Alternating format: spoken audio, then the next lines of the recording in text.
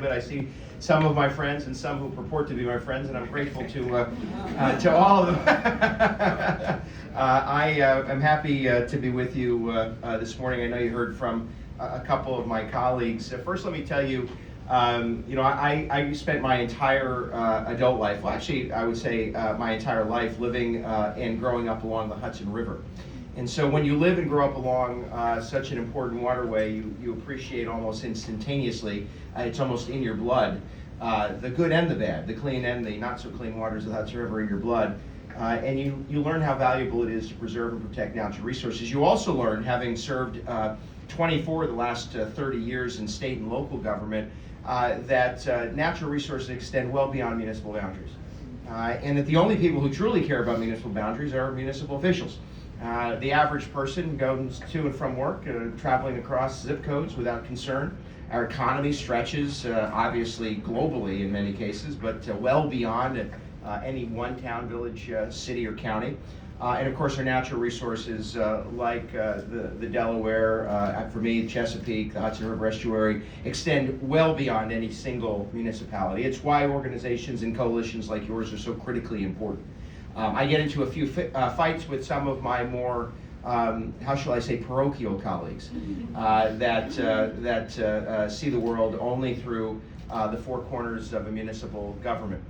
But we need to have regional partnerships in order to protect our natural resources. And you all have been doing this for a lot longer, certainly, than I've served here. And I hope to be with you a longtime partner and collaborator. Now, for decades, all of you have invested in the Delaware to ensure not only current but future generations get to enjoy the beautiful natural resources, and we benefit from clean, potable drinking water, destinations that rely on the waterways and tributaries and the overall basin, but also as recreational spots as well.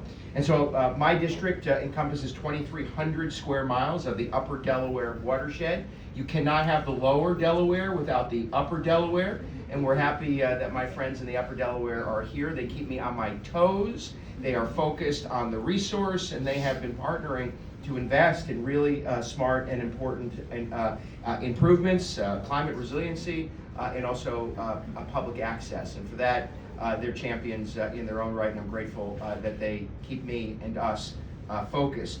As you know, 17 million Americans were provided clean drinking water. Of course, the Delaware supports, and the work you do supports our local agricultural economy.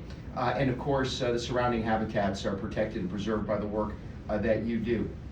As was mentioned, I'm proud to advocate for a number of pieces of legislation. We won't get into all of them, but just to say to you that it's a real thrill to be able to partner with Republicans and Democrats who understand the value of preserving the Delaware, the watershed, and, by the way, the tributaries and waterways that feed into it. It's why I co-sponsor a bipartisan effort to the HR 1395, the Delaware River Basin Conservancy Reauthorization Act, with my good friend Brian Fitzpatrick, who, he's a legend. He's the OG of the, is that a thing? I'm pretty sure I'm not the guy to say that. I feel like that was really bad. I said to a colleague of mine last night, he said, "You're still in a suit." And I said, well, my drip ain't as good as your drip. My 14-year-old son told me that meant something. I like dad jokes, and I also like to be totally divorced from any coolness. But Brian and I have been good friends, and happy to work with him. Of course, as you know, this legislation would reauthorize and increase funding for the U.S. Fish and Wildlife Service's Delaware River Basin Restoration Program. Over the last 8 years, this program, as you all know, has funded over nearly 150 projects throughout the Delaware Basin to protect water quality, to enhance wildlife habitats, and to ensure public access for recreation and commerce. And that's critically important. Now, I was very proud to introduce HR 7204, the Ensure Funding for Our Environment Act, with Congresswoman Chrissy Houlihan. This goes further to ensure that all of the Mid-Atlantic River Basin Commissions are given a reliable and consistent funding source under the Environmental Protection Agency rather than through the Army Corps of Engineers. And I